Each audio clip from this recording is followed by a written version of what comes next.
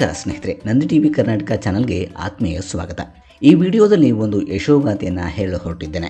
ರೈತ ಮನಸ್ಸು ಮಾಡಿದರೆ ಏನೆಲ್ಲ ಮಾಡಬಹುದು ಎನ್ನುವುದಕ್ಕೆ ಈ ವಿಡಿಯೋ ಸಾಕ್ಷಿಯಾಗಲಿದೆ. ಯಾಕೆ ಅನ್ನೋದಾದರೆ, ಪ್ರಸ್ತುತ ದಿನಮಾನದಲ್ಲಿ ಕೃಷಿಯಲ್ಲಿ ಸಾಕಷ್ಟು ಸಮಸ್ಯೆಗಳು ಇವೆ. ಅವುಗಳನ್ನು ಸರಿಪಡಿಸುವಲ್ಲಿ ಕೆಲವರು ರೈತರಲ್ಲಿ ಜಾಗೃತಿಯನ್ನು ಮೂಡಿಸಲು ಅನೇಕ ಪ್ರಯೋಗಗಳನ್ನು ಕೈಗೊಂಡಿರುವುದು ತಿಳಿದೇ ಇದೆ.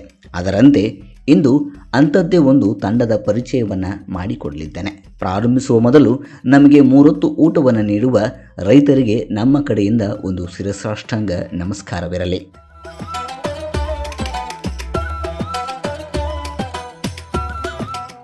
ಸ್ನೇಹಿತರೆ, ಕೃಷಿ ಸಮಸ್ಯೆಗಳಿಗೆ ಉತ್ತರ ಕಂಡುಕೊಳ್ಳುವ ಹಲವು ಮಾರ್ಗಗಳಲ್ಲಿ ಮಣ್ಣಿನೊಂದಿಗೆ ಮಾತುಕತೆ ಎನ್ನುವ ತಂಡ ವಿಭಿನ್ನದಲ್ಲಿ ವಿಭಿನ್ನ. ಯಾಕೆಂದರೆ ಹೇಳುವೆ ಕೇಳಿ. ನಮ್ಮ ಭಾಗ ಅಂದರೆ ಉತ್ತರ ಕರ್ನಾಟಕದ ರೈತರು ಒಂದು ಕಡೆ ಸೇರಿ ತಮ್ಮ ವ್ಯವಸಾಯದ ಬಗೆಗೆ, ತಾವು ಪ್ರಯೋಗಿಸಿದ ಬೇಸಾಯದ ಬಗೆಗೆ ರೈತರೇ ಚರ್ಚಿಸಿ ಅದರ ಸರಿತಪ್ಪುಗಳನ್ನು ಸರಿಪಡಿಸಿಕೊಳ್ಳುವ ಒಂದು ತಂಡ.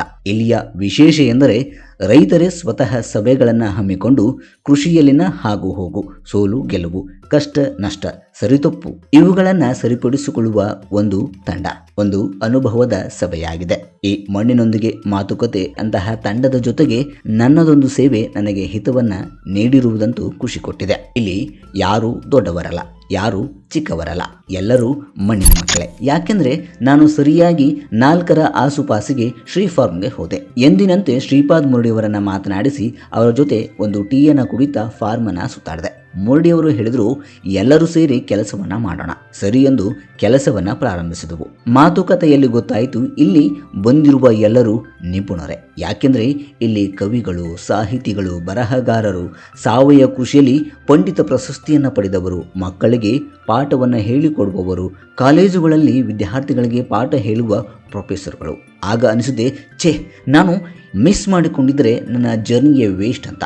ಬಂದಿದ್ದರ ಫಲವಾಗಿ ವಿಚಾರಧಾರೆಯಲ್ಲಿ ಮುಷ್ಠಾನ ಸಿಕ್ಕಿದೆ. ನನಗೆ ದೊಡ್ಡ ರೈತರ ಪರಿಚಯವಾಯಿತು. ಅವರ ಹಿತನುಡಿಯನ್ನು ತಿಳಿಯುವ ಒಂದು ಸೌಭಾಗ್ಯ ನನ್ನದಾಯಿತು. ಅದರಂತೆ ಡಾಕ್ಟರ್ ಬದ್ರಿ ಪ್ರಸಾದ್, ಆನಂದ ತೀರ್ಥ ಪ್ಯಾಟಿ, ಶ್ರೀಪಾದ್ ಮುರಡಿ, ದೇವರಾಜ್ ಮೇಟಿ, ಮಲ್ಲಪ್ಪ, ಶಂಕರ ರೆಡ್ಡಿ, ಹೀಗೆ ಇವರ ಎಲ್ಲರ ಪರಿಚಯವಾಯಿತು. ಹೇಳುತ್ತಾ ಹೋದರೆ ರೈಲ್ ಗಾಡಿ ಆಗುವುದಂತೂ ಪಕ್ಕಾ.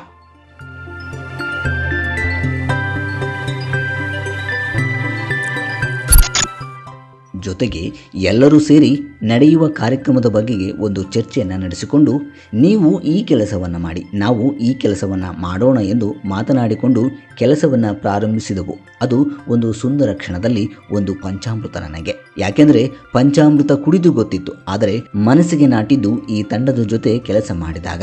ಎಲ್ಲರೂ ಕೆಲಸ ಮಾಡಲು ಉತ್ಸುಕರಾಗಿದ್ದರು. ಬಂದವರಿಗೆ ನೀರಿನ ವ್ಯವಸ್ಥೆ, ಊಟದ ವ್ಯವಸ್ಥೆ, ಬಂದವರಿಗೆ ಉಳಿದುಕೊಳ್ಳುವ ವ್ಯವಸ್ಥೆ, ಯಾರಿಗೂ ತೊಂದರೆಯಾಗದಂತೆ ದಾರಿಯನ್ನು ತೋರಿಸುವ ಬೋರ್ಡ್ಗಳನ್ನು ಕಟ್ಟುವಂಥದ್ದಾಗಿರಬಹುದು. ಎಲ್ಲರೂ ನಾನು ನೀನು ಎನ್ನದೆ ಕೆಲಸವನ್ನು ಮಾಡಿದರು. ಕೂಡಿ ಬಾಳಿದರೆ ಅದುವೇ ಸ್ವರ್ಗ ಎಂದು ಇಲ್ಲಿ ರೈತರ ಮೂಲಕ ಅರಿತೆ. ಇದುವೇ ನನ್ನ ಪಾಲಿಗೆ ಪಂಚಾಮೃತ ಎಂದು ಹೇಳಿದ್ದು. ಈ ಸಭೆಯ ವಿಶೇಷವೇನೆಂದರೆ, ಬಂದವರ ಗುರುತಿಗಾಗಿ ಹಲಸಿನ ಎಲೆಯಿಂದ ಬ್ಯಾಡ್ಜ್ಗಳನ್ನು ಮಾಡಲಾಯಿತು. ಇಲ್ಲಿಯೂ ಕೂಡ ಕೃಷಿಯ ಮೂಲವನ್ನ ಮರೆತಿಲ್ಲ. ಬ್ಯಾಡ್ಜ್ ಬಳಸಿದರೆ ಸಾವಿರಾರು ಹಣ ಖರ್ಚಾಗುತ್ತಿತ್ತು. ಕೇವಲ ಒಂದು ಪೆನ್ನಿನ ಹಣ ಅಷ್ಟೇ. ಅದು 20ರಿಂದ 30 ರು ಇರಬಹುದು. ಯಾಕೆಂದರೆ ಬರೆಯೋದಕ್ಕೆ ಅಷ್ಟೇ. ಇವರ ಕೆಲಸ ಹೀಗೆ ಸಾಗಲಿ. 25 100 ಆಗಲಿ, 100 1000 ಸಭೆಗಳಾಗಲಿ. ನಮಸ್ಕಾರ. ನನ್ನದೊಂದು ಈ ತಂಡದ ಬಗ್ಗೆ ತಿಳಿಸುವ ಒಂದು ಚಿಕ್ಕ ಪ್ರಯತ್ನ. ನನ್ನ ಕಡೆಯಿಂದ ನಿಮಗೆ ನನ್ನ ಶಿರಸಾಷ್ಟಾಂಗ ನಮಸ್ಕಾರಗಳು. ಬನ್ನಿ, ಹಾಗಾದರೆ ಈ ಕಾರ್ಯಕ್ರಮ ಹೇಗಾಯಿತು ಎನ್ನುವುದನ್ನು ವಿಡಿಯೋದ ಮುಖಾಂತರ ನೋಡ್ತಾ ಹೋಗೋಣ.